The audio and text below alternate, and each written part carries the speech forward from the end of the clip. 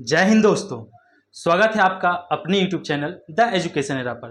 पिछले पार्ट में मैंने आपको बताया कि लैंग्वेज क्या होता है और इंग्लिश क्या होता है। अब इस पार्ट में हम जानेंगे कि ग्रामर क्या होता है। बिल्कुल इसी तरह part by part, step by step हम जानते चलेंगे और धीरे धीरे एडवांस की ओर बढ़ते चलेंगे। तो आइए देखते हैं ग्रामर क्या होता है। तो पहला क्वेश्चन हमारा उठता है कि व्हाट इज ग्रामर। ग्रामर किसे कहते हैं? तो जनरली आप हिंदी में पढ़े होंगे कि व्याकरण वह माध्यम है, व्याकरण वह विधि है जिसके द्वारा हम शुद्ध शुद्ध लिखना, पढ़ना, बोलना जानते हैं। तो बिल्कुल उसी तरह इंग्लिश में भी है। क्या है कि the set of rules, the set of rules, नियमों का समूह, नियमों का समाहार। The set of rules that explain how words और sentence used in a language.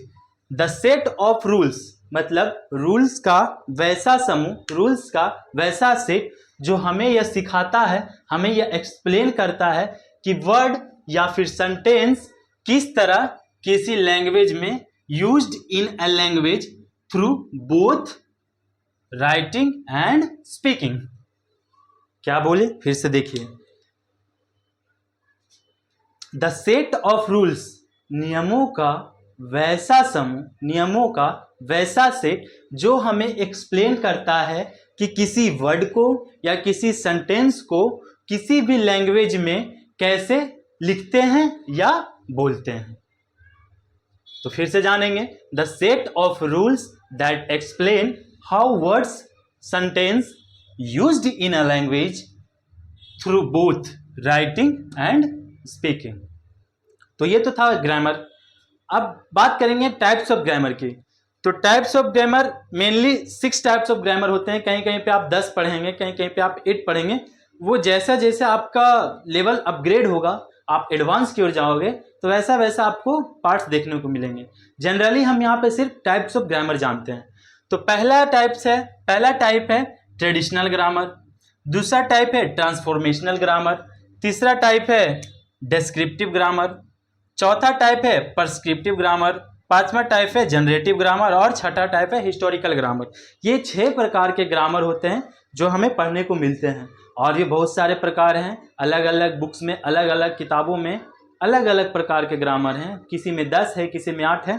तो फिलहाल के लिए हम इतना जानते हैं। अब आगे चलते हैं, देखते हैं कि लेटर्स क्या होते हैं।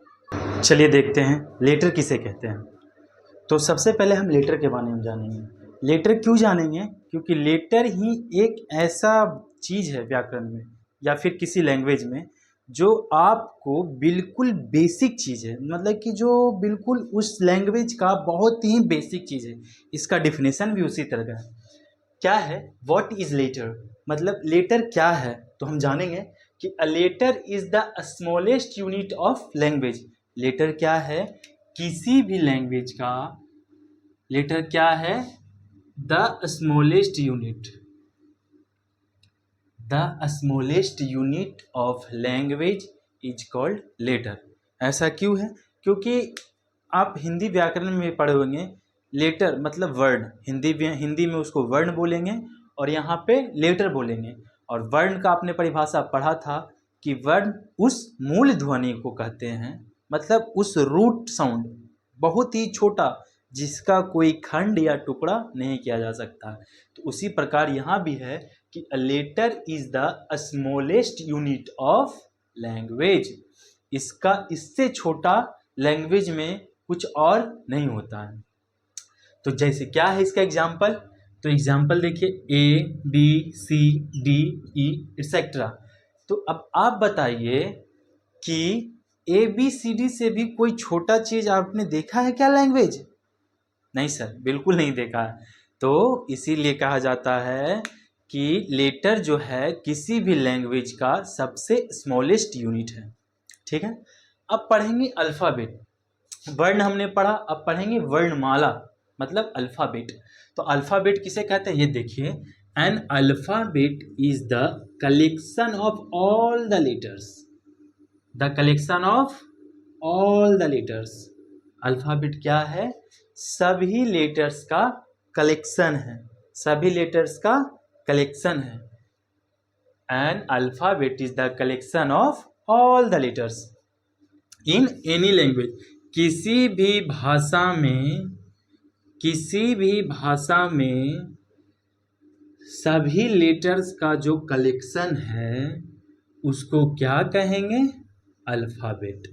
ठीक है, सिंपल सी बात है। हिंदी व्याकरण में आपने पढ़ा होगा, वर्णों के समूह को वर्णमाला कहते हैं।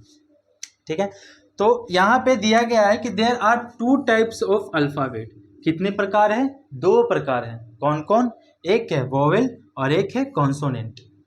वोवेल कॉन्सोनेंट जनरली हम लोग जानते हैं कि 5 वोवेल 21 कॉन्सोनेंट होता है, लेकिन वो है क्या, क्यों उसको वोवेल कहा गया और क्यों इसको कॉन्सोनेंट कहा गया?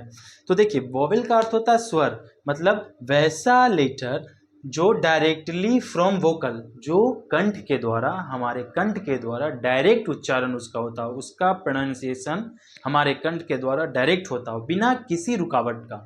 जैसे में ए, ई, आई, ओ, यू, आप देख रहे होंगे कि ये डायरेक्ट कंठ से उच्चारण हो रहा है, बस सिर्फ लिप इधर उधर हो रहा है, लेकिन इसका जो ध्वनि है वो कंठ से निकल के कहीं भी टकरा नहीं रही है। लेकिन विपरीत, उसके विपरीत कॉन्सोनेंट में क्या होता है कि the breath is at least partially obstructed. मतलब कॉन्सोनेंट में क्या होता है कि जो सांस है, जो अंदर का हवा है, जो ध्वनि के माध्यम से जो हवा निकाल रहे हैं हम, वो कहीं ना कहीं टकराता है, थोड़ा सा भी टकराए लेकिन टकराएगा। जैसे बी, सी टकरा रहा है, तो उसी प्रकार तो वोवेल है जो डायरेक्टली फ्रॉम वोकल, बिना किसी रेसिस्टेंस का, बिना किसी ऑब्स्ट्रक्शन का, और कॉन्सोनेंट है जो कम से कम थोड़ा सा ऑब्स्ट्रक्टेड होगा। ठीक है, और दूसरा क्या है कि spoken with the help of vowel, और कॉन्सोनेंट का जो प्रोनाउंसिएशन होता है वो वोवेल के हेल्प से होता है।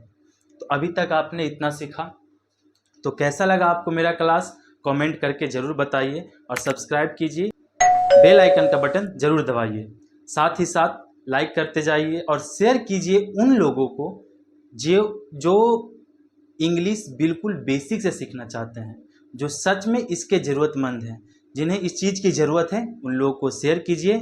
तब तक के लिए जय हिंद, जय भारत।